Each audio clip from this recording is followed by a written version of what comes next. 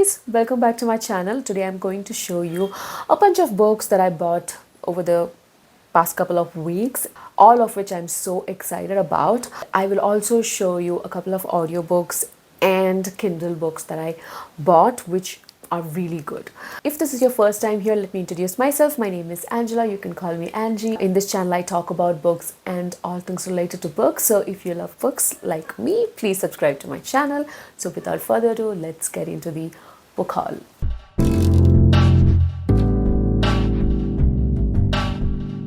It's been a while since I bought or even read a non-fiction book. I've been on a non-fiction slump for some time, but I'm going to change that with this book that I bought last week, which is Palestine, a Socialist Introduction.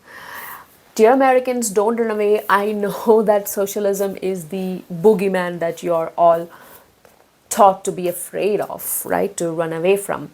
I wish that was not the case. This book, I found this in a book haul video of Jess Owens. I follow her, I love her, I adore her. She's one of my favorite booktubers. Palestine is a cause that's very close to my heart, and I want to expand my knowledge of it, and especially if it is being looked into from a socialist angle, then I want to see what the authors have to talk about. Edited by Sumaya Awad and Brian Bean. Sumaya Awad is a Palestinian writer, analyst, and socialist organization based in New York City.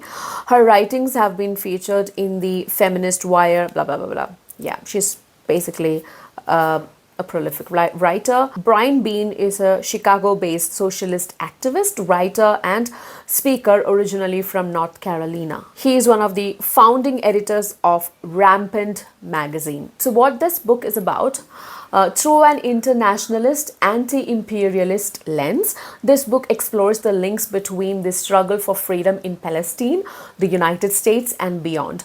The authors examine both the historical and contemporary trajectories of the Palestine solidarity movement and argue that in order to achieve justice in Palestine, the movement must take up the question of socialism regionally and internationally. There are a bunch of people who have been credited as contributors, so I think this is kind of a collective book and edited by these two people, Sumaya Awad and Brian Bean. As you can see here, I am already on page number 31. Yeah, and that's my cute little bookmark, magnetic bookmark. So that's the non-fiction book that I hauled. Moving on to another very small short book. It's called The Testament of Mary. I think I saw this in a book haul. I forgot. I think it could be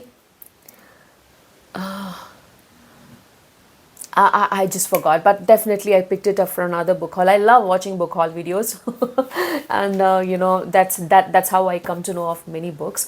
Oh yeah, I think this is Leslie's book haul. I cannot recall, but I bought this while I was watching the video itself, you know, on Amazon. So, and this the author is Con Toibin, shortlisted for the Man Booker Prize 2013. It's a very, very small book. It's like 100 pages. Okay, let me read you a synopsis. I'm reading like this not because I'm blind. I have no issues with my eyes, but it's just that because of all the fancy lighting that I've put up, I actually cannot read in those lights because it's like really dim candle lights and fairy lights. So this is Mary, a mother whose son was taken from her and lost to the world. A woman who lives now in exile, watched by those who seek to preserve the sanctity of her son's memory. But Mary's recollection of his difficult life and tragic death are a truth that few who knew her son now recognize. As the myths grow around her like walls, so Mary clings to the truth, revealing in a time of turmoil and profound change her own fragile humanity. This is kind of an imaginary, very fictional, maybe autobiography or biography of Mary, Jesus' mother. That's my understanding from reading the synopsis. I love the color on the cover. I love that blue and contrasted with that orange. I heard so many good things about this. That's why I thought maybe I should buy this because it's a small book. I can just squeeze in and read it within a day, which I haven't done yet, but very soon. Next book I added to my TBR and ordered it and bought it, definitely because of the latest video from Joanna, in that she mentioned this book. So I haven't read GGK's book yet, not even Tigana, but I'm really looking forward to getting into his books. So, and I've heard really extraordinary things about this book, which is The Lions of Al Razan. I read the synopsis and I was blown away, and I cannot wait to get to it. In fact, I really loved many of the covers of different editions of this book, but unfortunately I couldn't get my hand on any of those pretty ones, so I had to settle for this. But it's okay. What's inside, that is what matters, right? So sometimes you have to make do with a very boring cover like this one, hoping that the meat of it is not disappointing. And I know that this will not be disappointing. So someday I will get to it. While I was at it, Amazon very tactfully tricked me into buying this. They said, hey, why don't you buy these two together? You will get a discount. So I went ahead and bought Tigana as well. I didn't realize that it was such a big book, because most of the times when people were showing their copies, I felt that it was kind of maybe around maybe 300, 400 pages, but this is like what, 700 pages in this? 792 pages. So this is a huge book. And this is also high up on my TBR. I really want to get to Tigana. I'm a little bit confused whether I should go with Tigana first or Lions of Al Razan. Let me think about it. I don't know if you have, if you guys have any suggestion, please let me know which one I should go with first. Next is a book that I'm so excited about. So excited about, because I love this author, and also this copy that I really wanted to buy surprisingly was available at a very affordable price. I didn't have any other option rather than to grab it.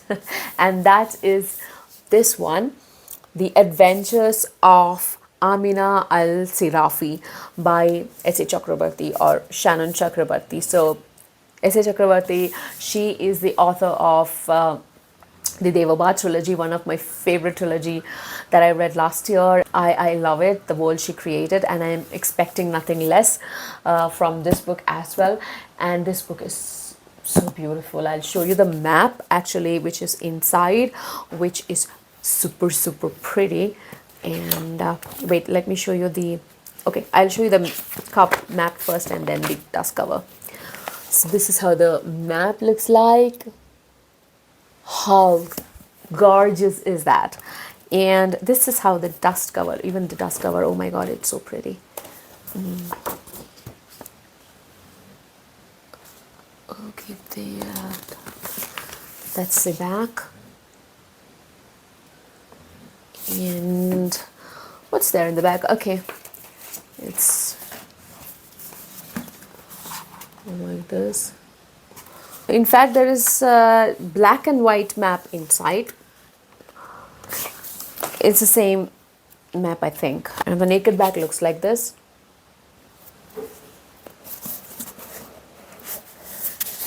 It is cute. In fact, I haven't looked up any reviews. That's strange, me buying a book without any reviews. But again, this was also a find from one of the book haul videos of one of our great booktubers. I just cannot recall whose video it was. How silly of me.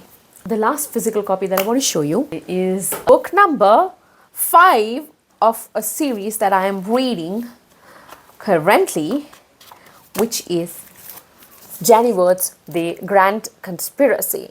Now, usually hardbacks are very expensive. There are these very weird, rare situations where the hardback is the only thing available, and somehow it becomes affordable. And that was the case with this one. It was like really affordable at the price of paperback, and so I went ahead and bought it. I love the artwork of Arathon here. If you don't know already, Arithon, the one of the most important characters in this book, is my all-time favorite characters like ever. I'm in love with Arithon. He's amazing. The naked back looks okay. If you don't know, Janny Words does the artwork of all her books. So this is also by her. She is a brilliant artist, a brilliant person, a brilliant writer. She is so underrated. I feel literal pain when I see her not being mentioned in the greatest fantasy authors lists. Anytime I see a list and I'm like, that's so unfair. People should read more of her books and start appreciating how much of a great author she is. I actually received 2 arcs from 2 great authors. One is Seeds of War by João F. Silva. I hope that's how the first name is pronounced. If not, please forgive me. I will try to learn. I'm already 40% into this book. This book is great. I mean, I was sucked into this book from page number 1. It is action-packed. The story is amazing. There is a lot of intriguing mysteries also. Very strong female characters. Yeah, I want to finish it by Wednesday. Another arc that I received is Vevin Song by Jonathan Myers.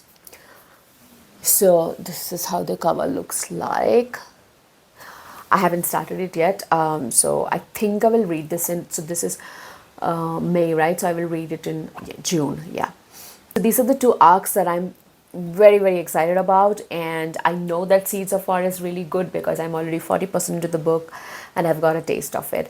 And then I bought book 2 of the Drowned Kingdom saga, so which is The Last of the Atlanteans. That's how it looks like. I love the cover of this one. In fact, I found the cover of A Drowned Kingdom a little bit blah, but this one made up for it. This is so gorgeous and I'm so intrigued. What does this represent? And I did read A Drowned Kingdom. Unfortunately, I forgot to mention this in my wrap-up video for April. But it's a fantastic book. I rated it 4-star. I am planning to do a separate review video of A Drowned Kingdom. So those are the 3 books that I wanted to show you from Kindle. So the 2 arcs and book 2 of the Drowned Kingdom saga. I want to talk about a couple of audiobooks now. Not all the audiobooks that I listen to, but but 2 of them which I really want to share with you guys. So the first one is 7 Days by Alex Lake. Now, this is a psychological thriller. There is no mystery in it because in the first couple of pages itself, you know who is the culprit. It is a slow building psychological thriller which depicts the trauma of somebody who has been imprisoned for years in a dungeon, in a basement of a psychopath's home. What toll it takes on that missing persons or the missing girl, basically her family, her brother, her mother, her father. Basically it chronicles what she went through in the years that she was imprisoned, and what her loved ones like her mother, father and brother go through because of this inhuman, despicable act one person has committed, how much it affects the community, her friends, mainly her family. The parts that described what she was going through, it was really unsettling and really disturbing. It was a difficult read for me, and because it was an audiobook, right, like sometimes I had to pause and just take a break. Usually I don't cry while reading books, but this one did really make me cry. I think after A Little Life, this is the first time I cried. I don't know why, but this book really touched me. 7 Days is a good book if you like a slow burn psychological thriller / drama. Next is another audiobook series, in fact, that I want to recommend to all of you guys. So if you love cozy Agatha Christie like mysteries set in a small idyllic village or town, and then this is for you, and that is the Dale's Detective series by Julia Chapman. And the first book is called Date with Death. It was a fun read for me. I really enjoyed it. It was very simplistic, whodunit serial killer mystery, and there are plenty of books in the series. I think at least 6 to 7 books in the series. It is, again, like I said, it's a cozy, fun read. So if you love those kind of mystery, murder mystery series, then go for it. So that's the book haul, guys. I don't want to take any more of your time. Thanks for watching. Thanks for subscribing. If you haven't already subscribed to my channel, please do so. And I will see you soon in another video. This is Angie signing off. Bye bye.